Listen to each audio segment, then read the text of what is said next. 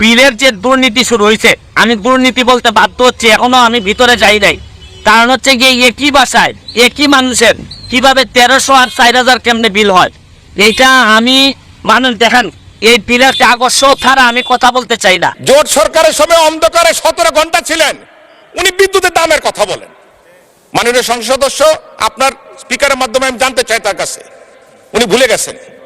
আরে অন্ধকারে থাকার যে কষ্ট, আরে সেই কষ্টের কথা বলেন। মাননীয় স্পিকার, আপনার কাছে অনুরোধ করি, আল্লাহর হস্তে সংসদ সদস্যরা বিদ্যুৎ জ্বালানি নিয়ে কথা বলেন না। আমি জানি না কোন মুখে আপনারা কথা বলার সাহস করেন। হয়তো লজ্জা শরমের অধিকার আপনাদের মধ্যে নাই। মাননীয় সদস্য জনাব সৈয়দ সাইদুল হক হবিগঞ্জ 4 সম্পূরক প্রশ্ন। ধন্যবাদ মাননীয় স্পিকার।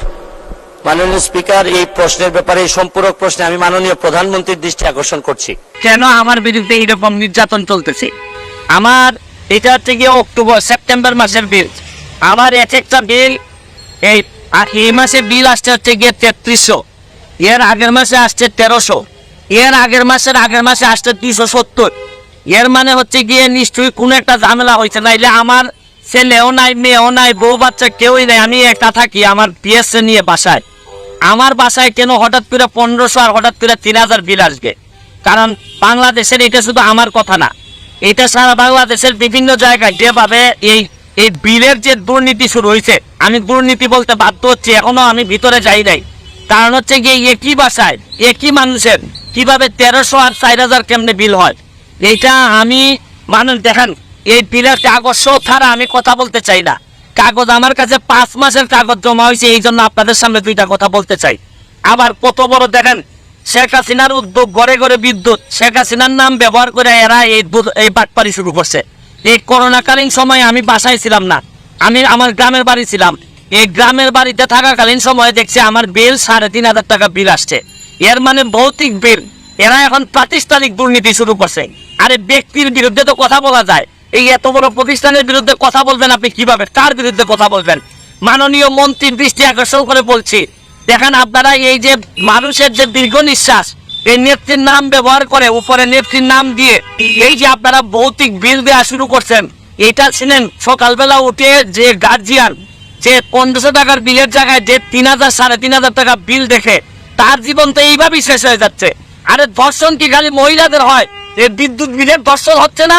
এই যেটা হওয়ার কথা 1300, এইটারে 3500 5000 করে বিল মারতেছেন, মানে আর বাঁচার কোনো পথ নাই। কারণ প্রাতিষ্ঠানিক দুর্নীতি যখন আপনি অবস্থান নিয়ে নেয়, তখন আমাদের যারা জনগণ আছে, জনগণের 12টা বেজে।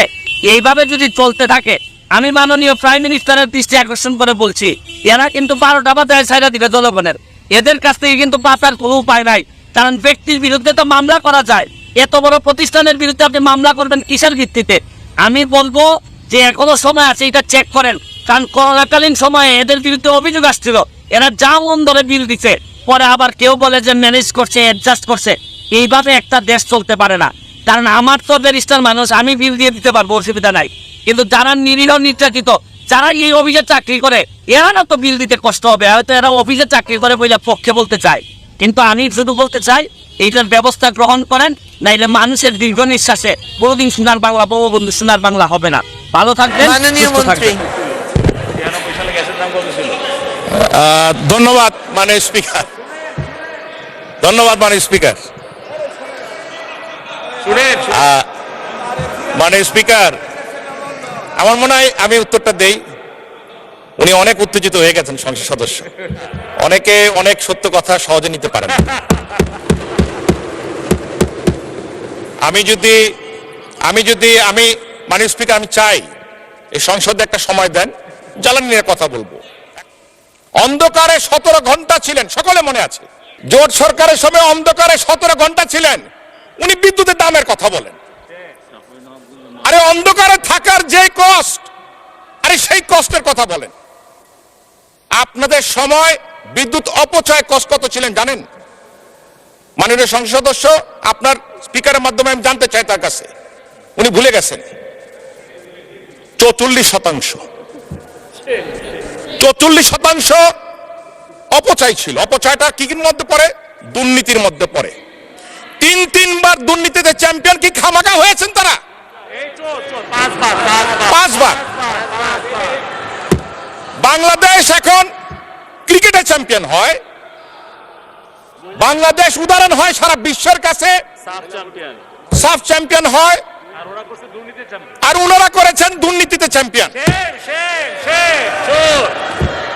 ঘন্টার পর ঘন্টা শেষ হয়ে যাবে মাননীয় স্পিকার যদি বক্তব্য দিতে হয় তাদের ব্যাপারে। কোনো প্রয়োজন নাই, চাল ডাল গম কি দাম ছিল, আরে ভাই আপনারা তো খাদ্যই দিতে পারেন না, গুলি করে মানুষ মেরেছে, আবার দামের কথা জিজ্ঞাসা করেন। আপনারা বিদ্যুৎই দিতে পারেন না 17-18 ঘন্টা, কানসাটে আপনারা গুলি করে মানুষ হত্যা করেছেন। আমার এখনো খেয়াল আছে সাবেক প্রধানমন্ত্রী খালেদা জিয়া গিয়েছিলেন টঙ্গীতে বিদ্যুৎ পাওয়ার প্ল্যান্ট ওপেন করার জন্য, ঢাকায় আসতে পৌঁছতে পারে নাই, তার মধ্যে বিদ্যুৎ প্ল্যান্ট বন্ধ হয়ে গেছে। মাননীয় স্পিকার আপনার কাছে অনুরোধ করি, আল্লাহর হস্তে সংসদ সদস্যরা বিদ্যুৎ জ্বালানি নিয়ে কথা বলেন না। আমি জানি না কোন মুখে আপনারা কথা বলার সাহস করেন, হয়তো লজ্জা শরমের অধিকার আপনাদের মধ্যে নাই। ঘন্টার পর ঘন্টা কথা বলতে পারবো, তথ্য না খালি ডকুমেন্ট নিয়ে আর হাজির করতে পারবো।